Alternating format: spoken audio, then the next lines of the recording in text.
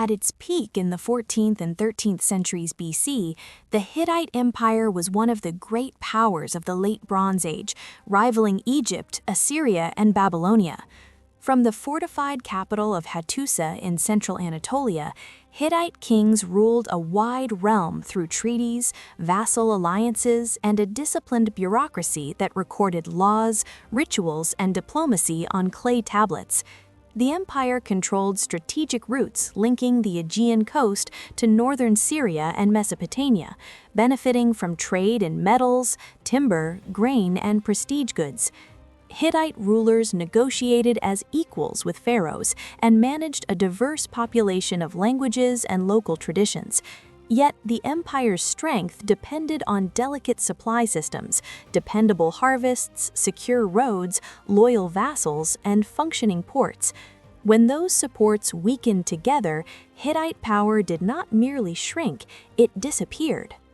The primary cause behind the Hittite Empire's disappearance was an environmental and agricultural crisis that the central Anatolian heartland could not absorb.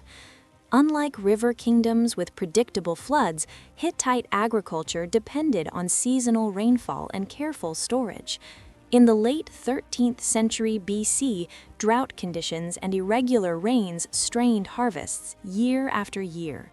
Grain yields fell, herds suffered, and reserves that fed cities, palaces, and garrisons began to shrink.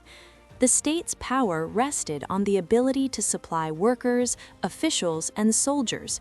When food became scarce, every part of governance weakened at once.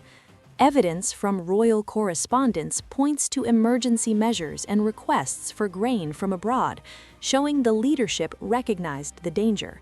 A drought is not simply a rural problem in an empire. It destabilizes taxation, labor, morale, and logistics. For the Hittites, prolonged scarcity struck the core of imperial survival. As agricultural production collapsed, the Hittite economy entered a rapid downward spiral. The imperial system relied on agricultural taxation and redistribution to support craftsmen, scribes, soldiers, and nobles. When harvests failed, tax collection collapsed, and state-controlled supply systems broke down. Trade declined sharply because the empire no longer produced surplus goods to exchange. Imported materials such as metals, timber, and luxury items became scarce, halting construction and military production. Cities dependent on imperial logistics began to shrink as populations migrated in search of food. The Hittite economy was centralized and efficient in times of stability, but dangerously inflexible during crisis. Once surplus disappeared, the state lost its ability to function, accelerating collapse across the empire. As agricultural and economic collapse deepened, the political structure of the Hittite Empire began to fail in a fundamental way. It lost cohesion and authority. Hittite kings ruled through a complex system of vassal states, provincial governors, and elite families who expected protection, stability, and regular distribution of resources. When food shortages became severe, the central government could no longer reward loyalty or enforce obedience. Provincial officials increasingly acted on their own interests, prioritizing local survival over imperial unity. Communication between the capital and distant regions slowed, while decision-making became inconsistent and delayed. Internal rivalries intensified as elites competed for shrinking resources. The administrative system, once effective in managing a large empire, proved too rigid and overstretched to adapt to crisis. Political fragmentation did not happen suddenly, but through gradual erosion of trust, authority, and coordination, leaving the Hittite state incapable of unified action. Political fragmentation directly weakened the Hittite military system, which depended on centralized logistics and consistent food supply. Armies required grain to feed soldiers, maintain horses, and support chariot forces. As shortages spread, troops were underfed, morale declined, and garrisons were gradually abandoned. Fortifications along the empire's borders fell into neglect as resources were redirected towards survival rather than defense. The Hittite military, once a symbol of imperial strength, became reactive instead of decisive.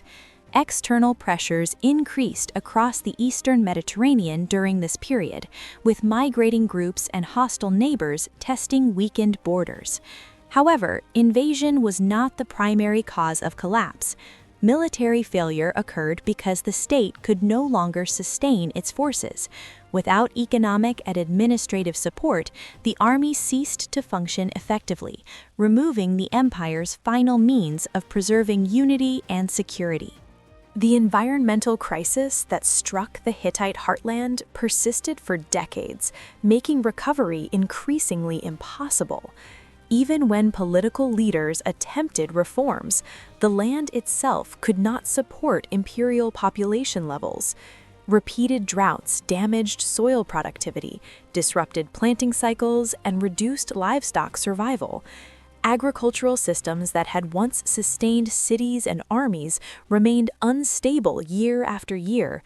Population decline followed as famine forced migration away from urban centers into marginal lands. Without a reliable agricultural base, taxation could not resume, administration could not be rebuilt, and military forces could not be restored.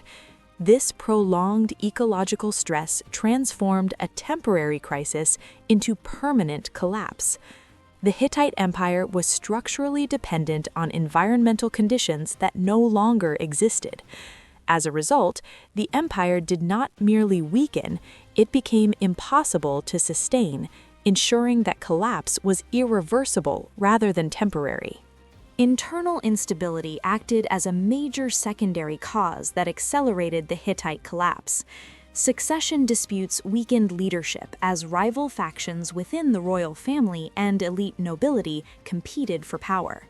These struggles distracted the state from addressing environmental and economic crises. Loyalty among nobles declined as confidence in imperial survival faded. Bureaucratic complexity slowed responses at the worst possible moment, preventing swift decision-making. Social cohesion also weakened as famine and insecurity spread among common populations. People increasingly relied on local leaders rather than imperial authority for protection and resources. This erosion of trust reduced cooperation, labor mobilization, and tax compliance. The Hittite state depended on shared belief in centralized rule, and when that belief weakened, the empire's internal structure fractured from within, magnifying the damage caused by environmental collapse. The collapse of late Bronze Age trade networks further undermined the Hittite Empire and removed critical support systems. The Hittites relied on long-distance exchange for metals, timber, horses, and diplomatic stability. As neighboring civilizations faced similar crises, trade routes became unreliable and dangerous. Without trade, the Hittites lost access to essential materials needed for construction, weapons, and administration. Economic isolation weakened cities and reduced the empire's ability to maintain alliances.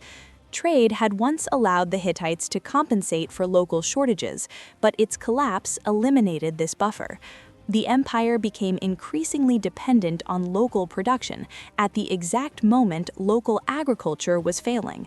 This convergence of internal scarcity and external isolation accelerated decline and reduced any remaining capacity for recovery or adaptation. The Hittite Empire did not fall in a single battle, but disappeared through gradual dissolution.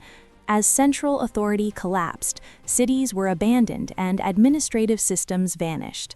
The capital, Hattusa, was deserted, symbolizing the end of imperial rule.